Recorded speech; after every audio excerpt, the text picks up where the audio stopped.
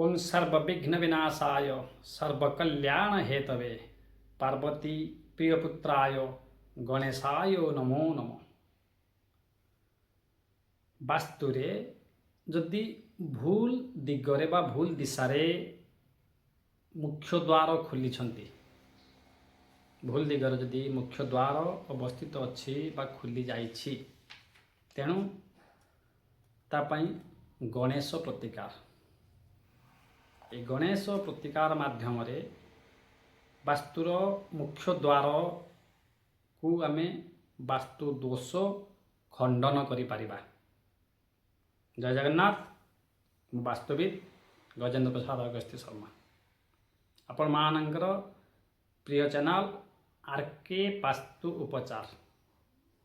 यदि चैनल को सब्सक्राइब करना ताले सब्सक्राइब करनियंतु एवं प्रियजन मान मध्य शेयर करंतु।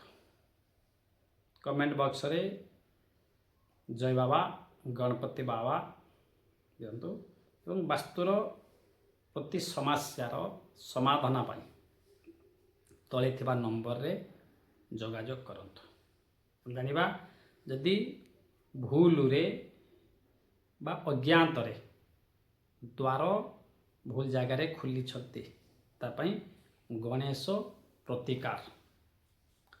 प्रथम तमे देखिबा दक्षिण दिग। जदि दक्षिण दिगरे भूल जगह रे जदि मुख्य द्वार खुली छथि तापाई प्रतिकार। दक्षिणावर्ती गणेशंकर फोटो आनिबे। दुईटी दक्षिणावर्ती गणेशंकर फोटो आनिबे जहाँकि गणेशंकर षंड तांको दक्षिण को थिबो डाहाण को थिबो। ये फोटो आपण गोटे मुख्य द्वार लगेबे एवं मुख्य द्वार भीतर पटर गोटे बाहर पटर गोटे दुईटी फोटो आपण स्थापित करिवे। प्राण प्रतिष्ठा परे मूर्ति को स्थापित करिवे एवं प्रत्येक दिन पूजा समय धूप दीप टिके बुलेबे। द्वितीय रहला जदि अग्निकुण द्वार हुए नाही। जदि अग्नि द्वार रे आपण गणेशंकर फोटो द्वार खोली छंती ताहले सबुज रंगर दक्षिणावर्ती गणेशंकर फोटो आनिबे। गोटे भीतर फोटो गोटे बाहर फोटो लगेबे। प्राण प्रतिष्ठा परे मूर्ति स्थापन करी दे अग्निकोणर वास्तु दोष मध्य दूरीभूत होता है। जदि वायव्य कोण रे आपण मुख्य द्वार खोली छंते ताहले श्वेत रंगर गणेशंकर मूर्ति आनिबे। गोटे भीतर फोटो लगेबे गोटे बाहर फोटो लगेबे।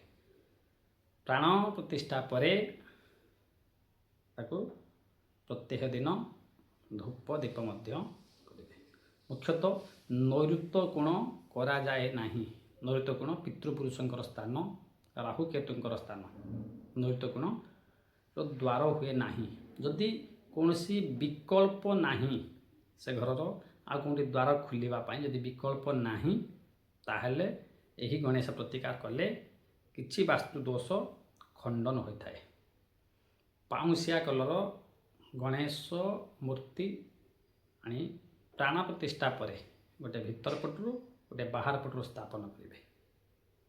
तेणु नैऋत्य कोण पाई आपण विकल्प देखंतु अन्य केउ दिगरे द्वार खुली हेबो।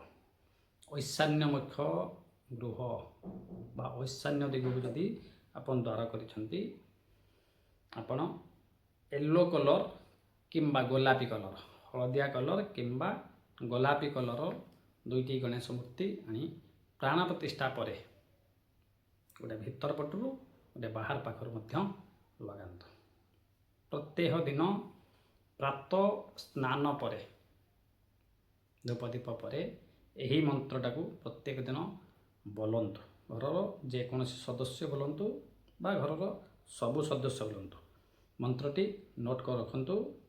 सर्वविघ्न विनाशाय सर्वकल्याण हेतवे पार्वती प्रियपुत्राय गणेशाय नमो नमः। द्वितीय मंत्रटी परंगधाम परंग ब्रह्म परेशं परमेश्वर विघ्न ନିଘ୍ନ କରଙ୍ଗ ଶାନ୍ତ ପୁଷ୍ପ କାମାନ୍ତକମ ହେଲା କାନ୍ତ ମନନ୍ତକମ ଏହି ମନ୍ତ୍ରଟାକୁ ପ୍ରତ୍ୟେକ ଦିନ ପାଠ କରନ୍ତୁ। ଏବଂ ଓಂ ଗଂ ଗଣପତୟେ ନମ ଏ ମଧ୍ୟ ପ୍ରତ୍ୟହ ଯଦି ଏକମାଳା ଜପ କରୁଛନ୍ତି ତାହେଲେ ମୁଖ୍ୟ ଦ୍ୱାର ବା ଦ୍ୱାର ଯେଉଁ ଖୋଲିଛନ୍ତି ଯଦି ବାସ୍ତୁ ଦୋଷ ଥାଏ ଦୋଷ ଖଣ୍ଡନ ହେବ। ଜୟ ବାବା ଗଣପତି ମହାରାଜ।